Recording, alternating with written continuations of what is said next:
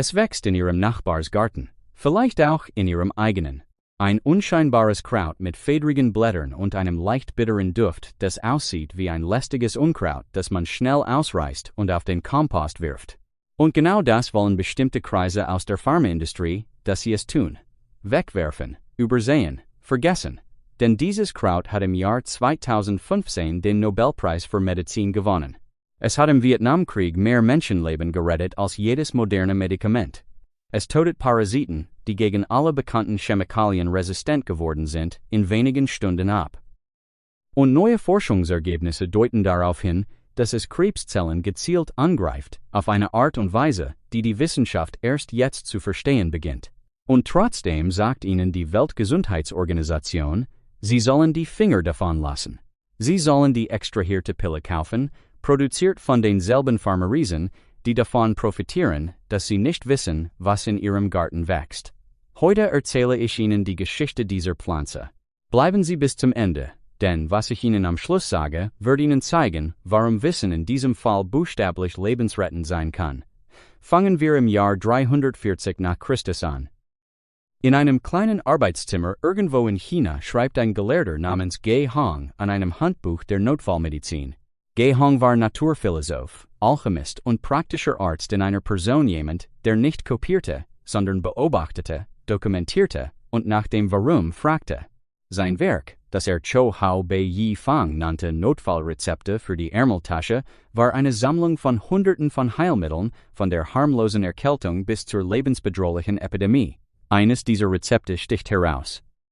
Für Wechselfieber, was wir heute Malaria nennen, schreibt er, nehmen Sie eine Handvoll Qinghao, weichen Sie es in 2 Litern Wasser ein, drücken Sie den Saft heraus und trinken Sie alles auf einmal. Eine ganz unscheinbare Anweisung. Außer einem einzigen Detail, Ge Hong schreibt nicht kochen, Saft auspressen und trinken, kalt, ungekocht. Für 16 Jahrhunderte schien dieses Detail bedeutungslos. Niemand hielt es für der Rede wert. Es war einfach eine alte Rezeptur unter Tausenden. Und hier liegt eine der faszinierendsten Fragen dieser Geschichte. Wie ist es möglich, dass kluge, gebildete Menschen über Jahrhunderte hinweg denselben Text lesen und dasselbe Detail übersehen? Die Antwort ist verblüffend einfach. Menschen, egal wie gelehrt, tendieren dazu, neue Informationen durch den Filter des bereits Bekannten zu lesen.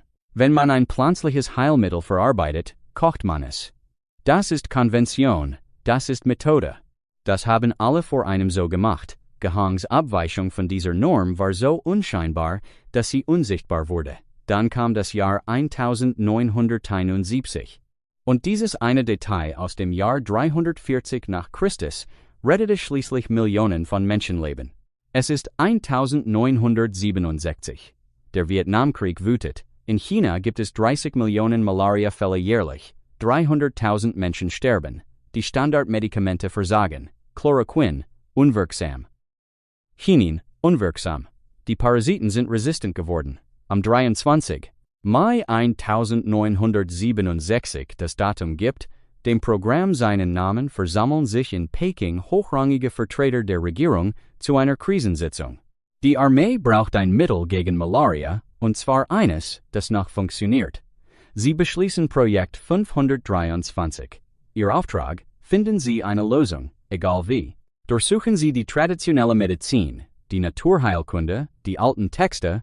Wissenschaftler screenen in den folgenden Jahren mehr als 240.000 Verbindungen, testen 380 pflanzliche Extrakte aus über 200 verschiedenen Pflanzen. Fast alles scheitert.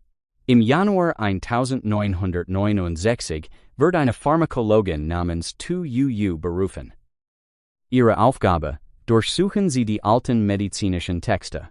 Finden Sie, was die moderne Wissenschaft übersehen hat. Tu Yu und ihr Team prüfen über 2000 traditionelle Rezepte. Immer wieder taucht dieselbe Pflanze auf, Artemisia annua, einjähriger Beifuß. Die ersten Laborversuche scheitern. Sie kochen die Pflanze wie vorgeschrieben, die Ergebnisse sind widersprüchlich. Dann liest Tu Yu Ge Hongs Anweisung wirklich. Kalt. Ungekocht. Sie stellt die Frage, die vor ihr niemand gestellt hat: was passiert, wenn Hitze den Wirkstoff zerstört? Am 4. Oktober 1971 isoliert Tu Yu mit einem Kaltextrakt eine Verbindung mit 100% Wirksamkeit gegen Malaria-Parasiten. 100%. Eine Zahl, die die Wissenschaft kaum kennt. Aber ist es sicher für Menschen? Hier tut TUU etwas, das in Erinnerung bleibt. Sie und 2 Kollegen melden sich freiwillig als die ersten menschlichen Testpersonen ohne Absicherung, ohne externe Ethikkommission. Sie sagt später, als Leiterin habe sie diese Verantwortung persönlich getragen. Sie überleben, klinische Studien folgen. Alle 21 Patienten der ersten Studie erholen sich vollständig. Sie nennen die Verbindung Qinghao. Die Welt kennt es heute als Artemisinin, am 5. Oktober 2015, 44 Jahre nach diesem Oktobertag. Im Labor sitzt TUU, inzwischen 84 Jahre alt, in Stockholm und empfängt den Nobelpreis für Physiologie oder Medizin. Sie ist die erste Festlandchinesin, die einen Nobelpreis in einer naturwissenschaftlichen Kategorie erhält, ohne Doktortitel, ohne Auslandsstudium, nur mit alten Texten, einer präzisen Beobachtungsgabe und einem Detail aus dem Jahr 340, das 6 Jahrhunderte lang niemanden interessiert hatte. Ihre Dankesrede, Artemisinin, ein Geschenk der traditionellen chinesischen Medizin an die Welt. Sie fügte hinzu: Dies ist nicht der einzige Fall, in dem die Weisheit der traditionellen Medizin sich als richtig erwiesen hat. Das war keine diplomatische Höflichkeit. Das war eine wissenschaftliche Aussage. Warum wirkt das Kraut? Malaria-Parasiten ernähren sich von Hämoglobin und sammeln dabei riesige Mengen Eisen. Artemisinin enthält eine chemische Struktur, die wie eine Falle auf dieses Eisen reagiert und eine Art Mikroexplosion innerhalb des Parasiten auslöst, in wenigen Stunden, schneller als jedes andere Malaria-Medikament in der Geschichte. Krebszellen tun dasselbe noch ausgeprägter. Sie brauchen für ihre unkontrollierte Teilung 5 bis 15 Mal mehr Eisen als gesunde Zellen. Seit den 1990er Jahren zeigen Laborstudien, veröffentlicht in Journals wie Cancer Research, dass Artemisinin-Verbindungen Krebszellen selektiv angreifen können, während gesunde Nachbarzellen weitgehend verschont bleiben. Ich sage ausdrücklich, das sind Laborstudien, keine Therapieempfehlung. Sprechen Sie mit Ihrem Arzt, aber fragen Sie sich, warum hören Sie davon kaum? Die offizielle Begründung der WHO lautet Standardisierung und Qualitätskontrolle. Der Artemisiningehalt einer Pflanze schwankt je nach Boden, Klima und Erntezeitpunkt. Man weiß nie genau, wie viel Wirkstoff in einem selbstbereiteten Tee steckt. Außerdem könnte eine unkontrollierte Verwendung dazu beitragen, dass Parasiten Resistenzen gegen Artemisinin entwickeln, was die weltweit eingesetzten pharmazeutischen Kombinationstherapien gefährden würde. Das sind reale Argumente, sie verdienen ernst genommen zu werden. Und trotzdem lohnt es sich, genauer hinzuschauen. Lassen Sie mich das an einem konkreten Beispiel verdeutlichen. Ärzte ohne Grenzen hat in Teilen des subsaharischen Afrikas Artemisia-Anbauprogramme für Gemeinden eingerichtet. Lokale Bauern werden in standardisierten Verarbeitungsmethoden geschult.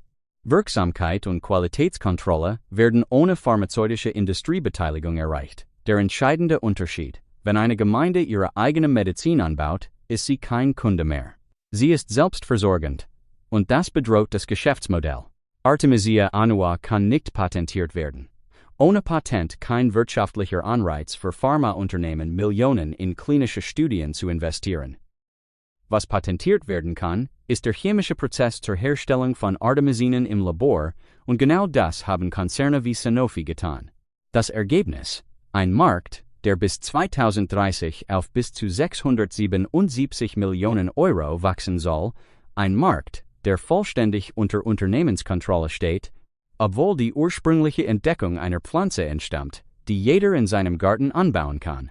Eine Tüte Artemisia-Samen kostet 5 Euro und gedeiht auf nährstoffarmem Boden mit wenig Wasser. Der Kontrast könnte nicht größer sein. In Deutschland regelt das BfArM die Arzneimittelzulassung. Eine Zulassung erfordert klinische Studien über Jahre hinweg und mehrere 100 Millionen Euro Investitionen, die sich nur mit einem Patent rechtfertigen lassen. Ohne Patent kein exklusives Verkaufsrecht. Ohne Exklusivrecht keine Investition. Ohne Investition keine Zulassung. Ohne Zulassung sagt Ihr Hausarzt: Ich kann das nicht empfehlen, es fehlt die Studienlage. Das ist kein Geheimplan.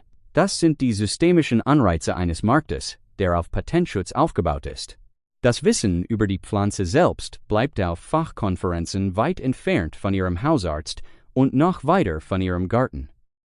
Artemisia absinthium, das klassische Wermutkraut, wurde zudem jahrhundertelang in der europäischen Volksmedizin gegen Darmparasiten eingesetzt. Der volkstümliche Name Wurmkraut ist keine poetische Übertreibung, beschreibt buchstäblich, was die Pflanze tun soll. Inzwischen zeigen Laborstudien, dass Extrakte aus Artemisia absinthium gegen bestimmte Bandwurmarten effektiv sind. Sie verursachen Lähmung und strukturelle Schäden bei den Parasiten. In Ländern, in denen antiparasitäre Standardmedikamente teuer oder nicht verfügbar sind, wäre das von erheblichem praktischem Wert. Und trotzdem, keine WHO-Leitlinie, keine offizielle Empfehlung. Auch hier, keine Patentierbarkeit. Und nun die letzte Lektion. Im späten 19. Jahrhundert war Absinth das Getränk der europäischen Intelligenz. Van Gogh, Oscar Wilde, Toulouse-Lautrec tranken es. Im Jahr 1905 ermordete ein Schweizer Alkoholiker seine Familie. Die Presse fokussierte sich auf 2 Gläser Absinth. Sie verschwieg, hatte den ganzen Tag Cognac, Wein und Brandy getrunken. Die Prohibitionsbewegung erfand eine neue Diagnose Absinthismus, ausgelöst durch Thujan aus Artemisia absinthium. Die französische Weinindustrie, die Absinth als Konkurrenz fürchtete, unterstützte das Verbot massiv. In den 1990er Jahren untersuchten Wissenschaftler historische Absinthflaschen von vor dem Verbot.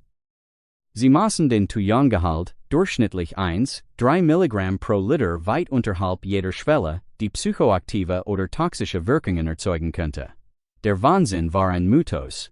Die angeblichen Halluzinationen waren schlicht die Folgen extremen Alkoholkonsums und in manchen Fällen von Verfälschungen durch dubiose Hersteller.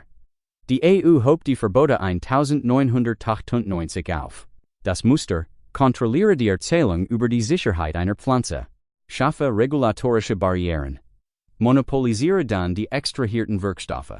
Das Ergebnis ist immer dasselbe, ob 1905 oder 2024. Die Pflanze gilt als gefährlich oder zumindest unkontrollierbar für die Heimanwendung. Das Unternehmen, das den patentierten Extrakt herstellt, bleibt am Markt. Bemerkenswert an der Absinth-Geschichte ist die Rolle der französischen Weinindustrie. Diese hatte Absinth jahrzehntelang als direkte Konkurrenz betrachtet, ein billiges, hochprozentiges Getränk, das weite Bevölkerungsschichten von teurem Wein weglockte.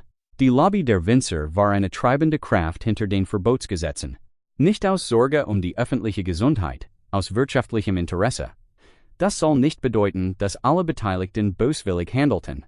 Viele glaubten wirklich, dass Absinth gefährlich war, weil die öffentliche Meinung so geformt worden war, dass es keine Alternative zu geben schien.